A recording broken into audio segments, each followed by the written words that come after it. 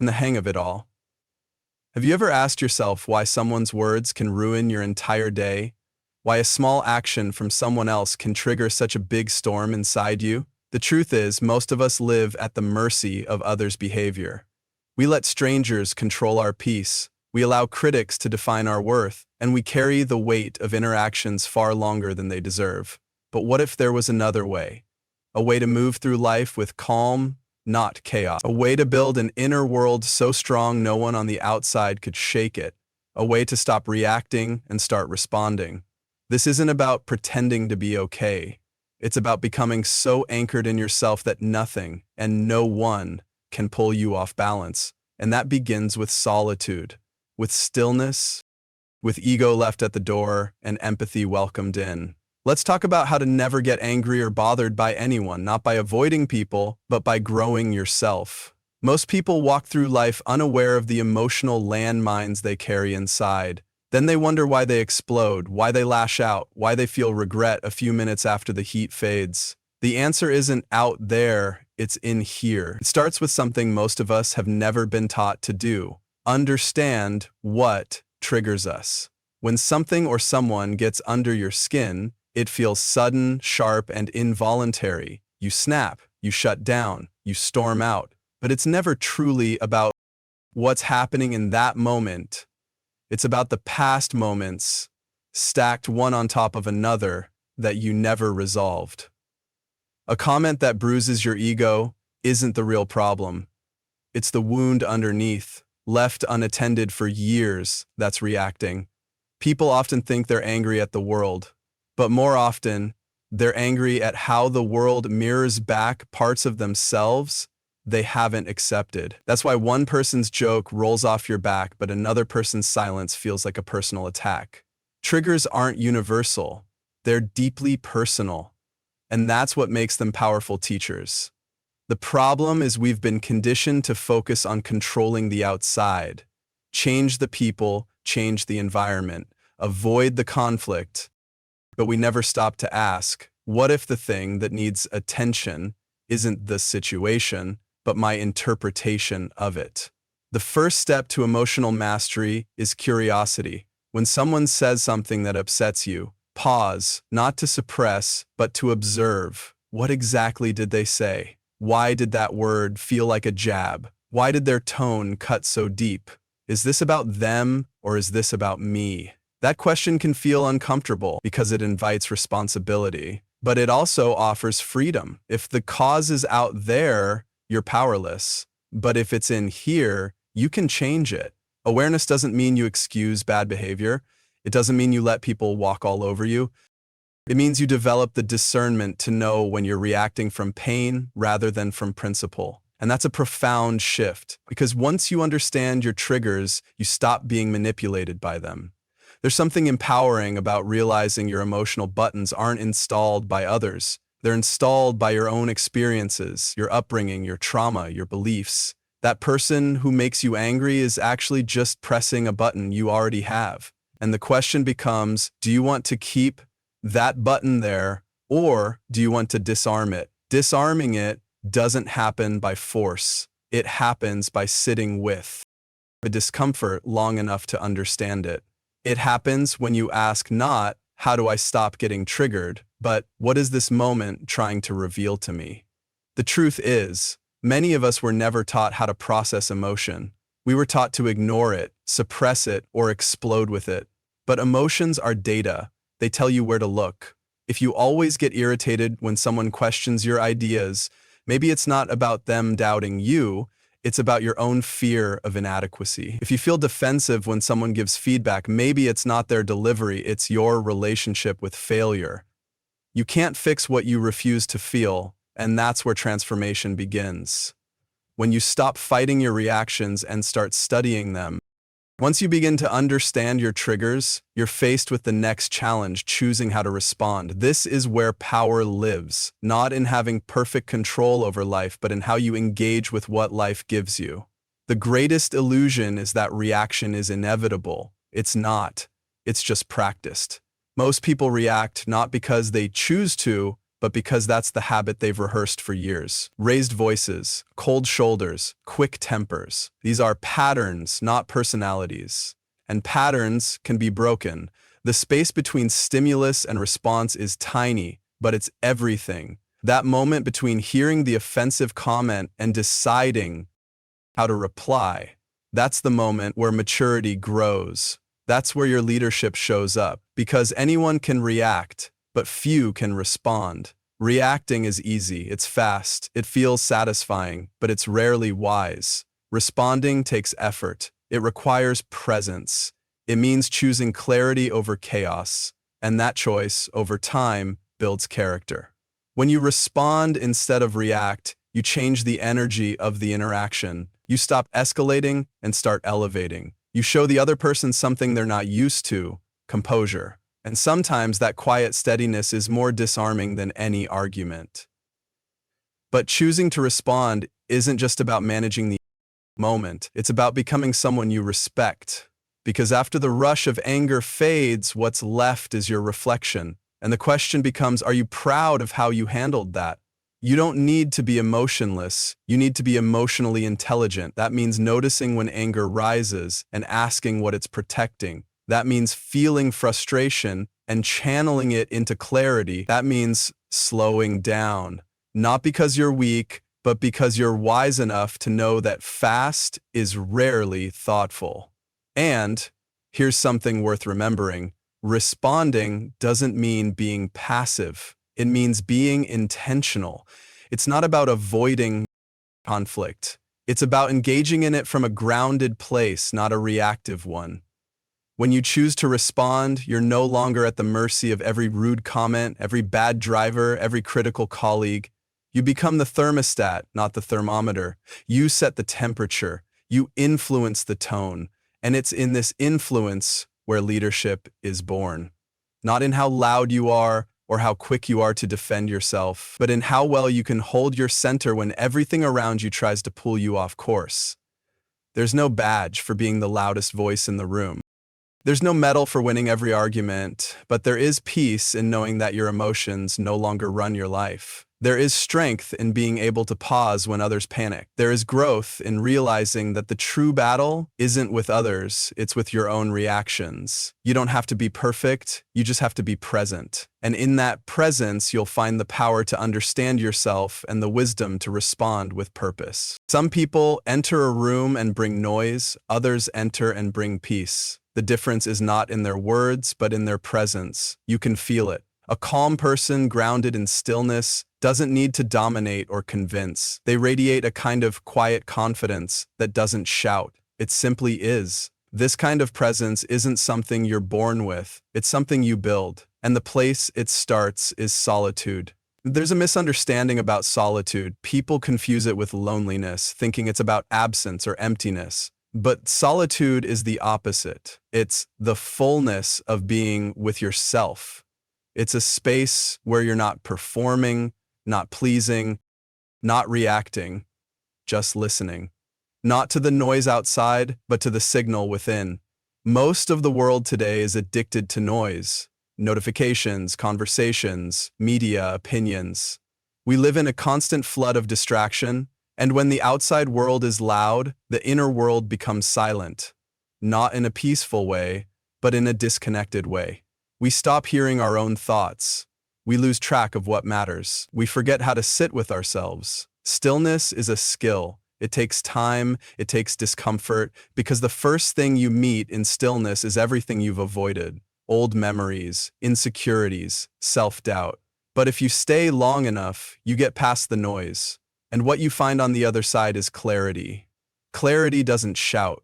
It arrives in whispers. It reminds you of your values, your purpose, your truth. And the more time you spend in stillness, the less you feel the need to react to every little thing. You realize you don't need to chase every argument. You don't need to defend every opinion. You don't need to attend every fight you're invited to. Stillness builds space. And space is what allows you to choose your response instead of being hijacked by your emotion. It gives you room to reflect, not just react. It teaches you to observe your thoughts instead of becoming them. That space becomes your power. Because when you're grounded in yourself, the world can't knock you off balance so easily. People might still challenge you. Life might still throw curveballs, but you've created a foundation within that isn't easily shaken. Stillness also gives birth to better decisions. Rashness fades, impulsiveness softens. You begin to operate from wisdom rather than urgency. You learn to be still, not just when it's quiet, but especially when everything around you is chaos. The greatest leaders don't lead from a place of noise. They lead from a place of internal silence. They think before they speak. They breathe before they act. And most importantly, they listen, not just to others, but to themselves. But here's the challenge. Stillness cannot coexist with ego. Ego is the voice that wants to be right, and it wants to be seen, applauded, respected, obeyed. It lives in comparison. It feeds on validation. And when ego drives the show, you're no longer seeking truth, you're seeking approval. Ego reacts, it takes things personally, it interprets disagreement as disrespect, it turns feedback into an attack, and the result, you become fragile. The very thing ego tries to protect, your sense of self, becomes weaker and more easily threatened. Letting go of ego doesn't mean losing confidence, it means separating your identity from your opinions. You are not your ideas, you are not your status, you are not your job title, your followers, or your accomplishments. These things might describe you, but they do not define you. When you detach from ego, something powerful happens. You become open to feedback, open to learning, open to growth. You stop needing to win every argument because you realize truth matters more than pride. You stop needing recognition because your value no longer depends on someone else's applause. Ego whispers that your worth comes from being better, smart. But the wisest people aren't trying to impress, they're trying to understand. They ask questions instead of asserting answers. They listen more than they talk. And that humility makes them magnetic. Humility doesn't mean thinking less of yourself. It means thinking about yourself less. It creates space for others. It invites collaboration instead of competition. It makes people feel safe, seen, respected. Most conflict isn't about the issue at hand. It's about egos colliding, two people trying to protect their pride instead of trying to find common ground. And when one person drops the ego, the entire dynamic shifts. The room cools down. The conversation deepens. Letting go of ego isn't something you do once, it's a daily practice. Every time you're tempted to defend yourself unnecessarily, every time you feel the need to prove your worth, every time you catch yourself in comparison, that's the moment to pause. That's the moment to return to stillness. Stillness and humility work together. One creates space within, the other creates space between. Together, they make you harder to offend and easier to connect with. Most of life's unnecessary suffering comes from ego. The grudges we hold, the apologies we refuse to give, the envy we feel, the defensiveness we carry, all of it rooted in the fear of looking small. But the paradox is, the less you protect your image, the stronger your character becomes.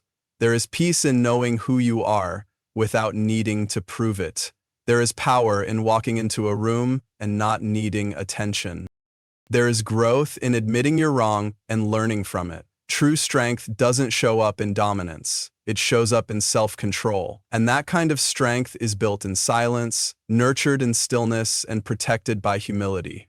Inner stillness isn't the absence of activity.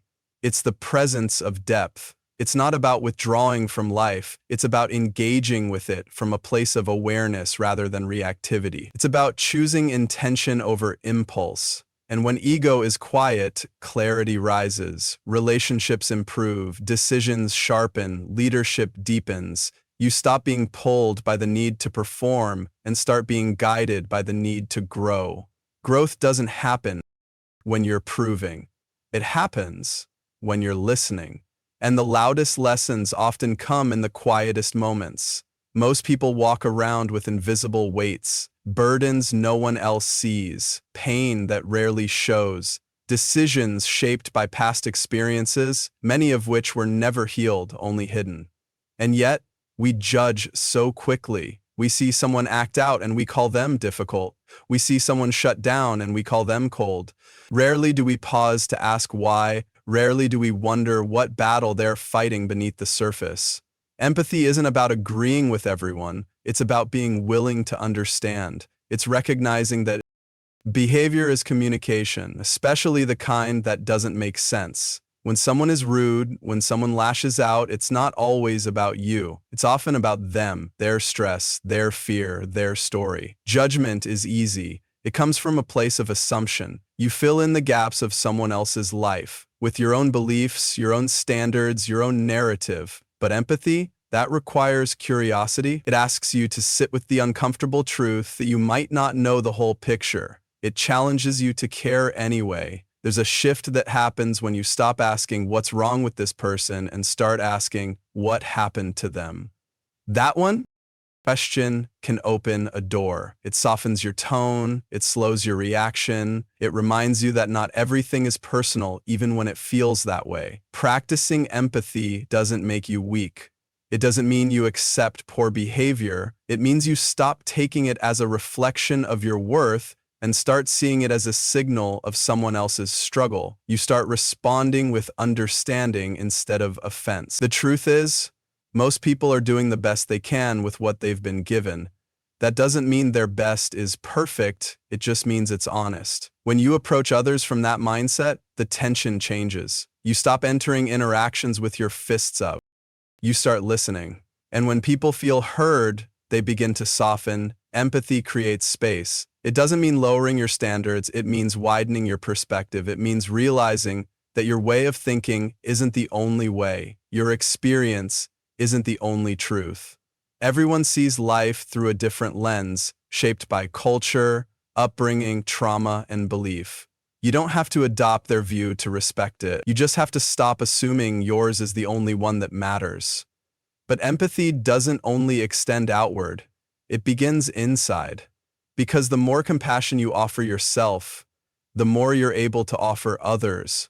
If you've never allowed yourself to be human, flawed, emotional, inconsistent, you'll struggle to allow it in anyone else. Self-judgment often turns into outward judgment, but when you learn to hold your own mistakes with grace, you become far more generous with the world. That generosity transforms how you deal with conflict. It helps you stay grounded when others are unkind. It keeps you from mirroring negativity and instead becoming a mirror of what they might need. Patience, presence. Still, empathy alone is not enough. It needs a companion, reflection. Because empathy helps you understand others, but reflection helps you understand yourself. Most people move through life in emotion, not in meaning. They go from one thing to the next, never pausing long enough to ask the deeper questions. Why did I say that? Why did that bother me so much? What part of me still needs healing? These aren't easy questions, but they're necessary ones.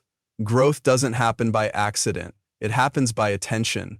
It happens in the quiet moments when you're honest enough to look inward, even when it's uncomfortable. Especially when it's uncomfortable, we're often taught to seek answers outside ourselves, advice, solutions, direction. But many of the answers we need are already within us. We just rarely slow down enough to hear them. That's what reflection does. It creates the silence needed for insight to rise. Reflection isn't about overthinking, it's about understanding. It's not a loop of self-criticism, it's a tool for self-awareness. It means paying attention to patterns, noticing when your reaction feels bigger than the situation, tracing that feeling back to its root, asking, have I felt this before? And then being brave enough to go there. When you begin to reflect, you begin to reclaim.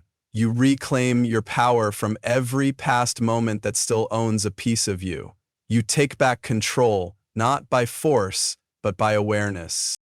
Because the more you understand your own story, the less power it has to control you from the shadows. Reflection allows you to interrupt cycles. Maybe you always shut down when confronted. Maybe you always lash out when criticized. Maybe you always doubt yourself in moments that call for courage. These are patterns, and patterns can only be changed when they're seen.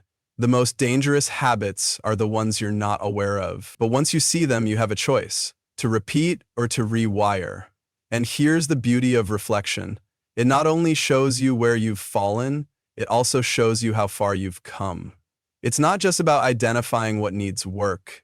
It's about recognizing what has improved, noticing the strength you've gained, the perspective you've developed, the triggers that no longer grip you like they used to. Growth isn't loud. It doesn't always announce itself with milestones or dramatic shifts.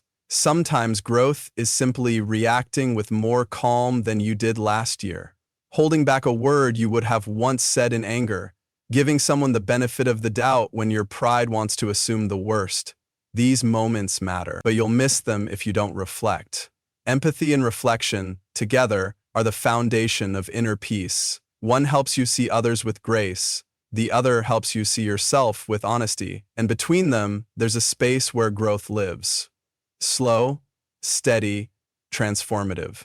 The world doesn't need more people who react without thinking. It needs more people who feel deeply, pause intentionally, and act from wisdom rather than wounds. When you learn to extend empathy instead of judgment and to grow through reflection instead of blame, you begin to carry a different energy, one that doesn't get easily pulled into chaos, one that leads with presence, not ego, one that changes rooms just by entering them. Let me know if you'd like this transformed into a visual or audio script or want more keynote expansions in this tone. You see, the world won't stop being loud. People won't stop being difficult. Life won't suddenly become perfect, but you can choose who you become within it. You can choose to be still in a restless world. You can choose to listen before reacting. You can choose empathy over ego. You can choose to grow not through noise, but through reflection.